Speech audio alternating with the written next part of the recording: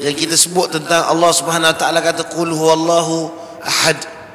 Kita faham makna dia, kita tahu makna dia, tapi pernah tak kita bawa berfikir bagaimana nak hidup atau apa yang berkaitan dengan ayat ini dalam kehidupan kita yang kita boleh perbaiki. Ini saya rasa perlu tuan-tuan ya. Saya tak nafikan bahawa ada di kalangan umat Islam yang sudah mensyirikkan Allah Subhanahu Wa Taala atau murtad. Ada. Minggu lepas tak silap saya cerita ke, saya tak ingat bila saya cerita, orang Islam yang sudah menganut agama Kristian sejak 15 tahun dulu dan masak masakan yang halal, dan masih lagi kalau jatuh barang disebut Allah. Ada, bukan tak ada.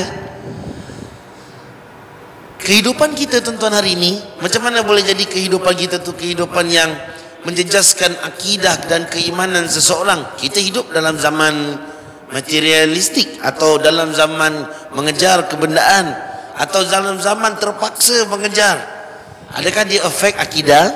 Sekali-sekali boleh fikir tuan-tuan, sekali-sekali boleh gerakkan minda. Atau Allah Subhanahu Wa Taala sebut dalam ayat-ayat lain. Saya tak nak bawa yang susah-susah. Tuan-tuan tengok yang biasa kita baca tentang seumpamanya kiamat, banyak disebut dalam juzuk 30. Dalam banyak ayat yang Allah Subhanahu Wa Taala sebut. Tak boleh ke kita pick satu tuan-tuan untuk fikirkan? Atau mungkin lebih direct lagi tentang kehidupan kita. Tuan-tuan, hari ini orang ramai stres. Allah Subhanahu Wa Taala sebut alam nashrah laka sadrak, tentang melapangkan dada Nabi SAW. Orang sekarang ramai stres. Stres tu kenapa tuan-tuan? Mari sama-sama fikir supaya kita gerakkan minda. Dan di antara yang saya rasa-rasa tuan-tuannya, wallahu a'lamu bissawab, hari ini masjid pun peranan dia macam-macam. Kenapa? Hasil daripada pemikiran. Kalau saya kira di antara masjid yang provide servis yang baiklah, di antara saya kata paling baiklah, Singapura boleh tahan, alhamdulillah. Kalau nak banding dengan sebahagian tempat, tuan-tuan dan puan-puan, kita cuba nak jadikan masjid ni one stop kalau boleh, tapi tak semua ada kemampuan. Tapi kena fikir sesuatu supaya masjid ini makmur dan at the same time boleh khidmat masyarakat Islam.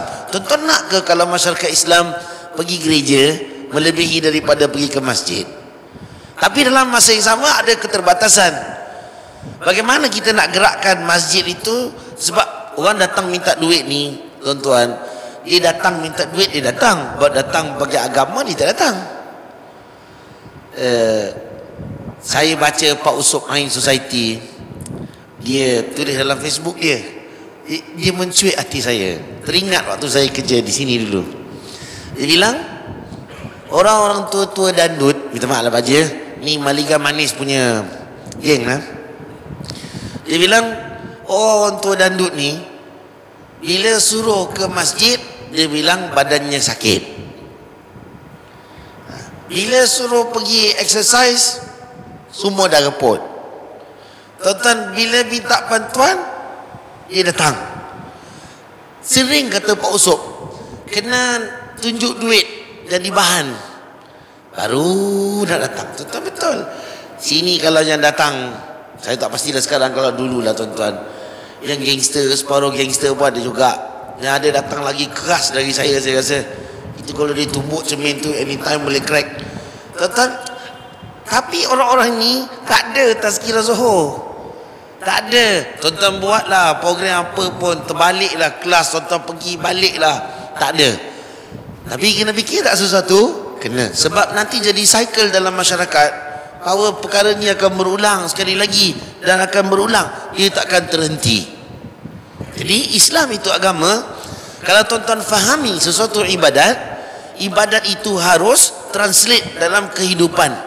Macam kita sebut banyak kali sebelum ni dalam tazkirah, kita kata kalau kita buat satu ibadat, mesti dia menonjolkan sesuatu kebaikan dan bukan mengakibatkan mudarat. Kita sembahyang menonjolkan satu sikap bahawa kita akan membantu orang lain dengan pertolongan Allah Subhanahu Wa Taala. Kita bercakap dengan Allah Taala, tapi at the same time kita bermanfaat juga untuk orang lain. Kita puasa bukan kerana kita puasa, tapi manfaat kita peribadi. Puasa itu juga memanfaatkan makhluk yang lain. Tuan-tuan ingat.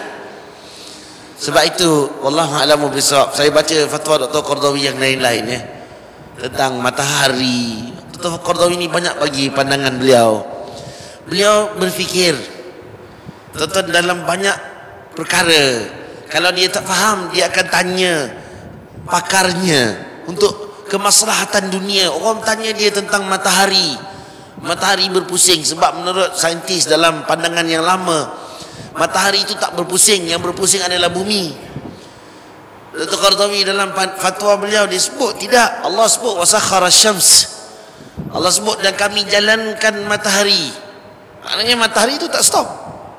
Dia bilang kalau para saintis, para ilmuwan sebut matahari itu berhenti dalam satu pandangan, dalam pandangan yang lain menyebutkan bahawa matahari itu bergerak dan bumi juga bergerak.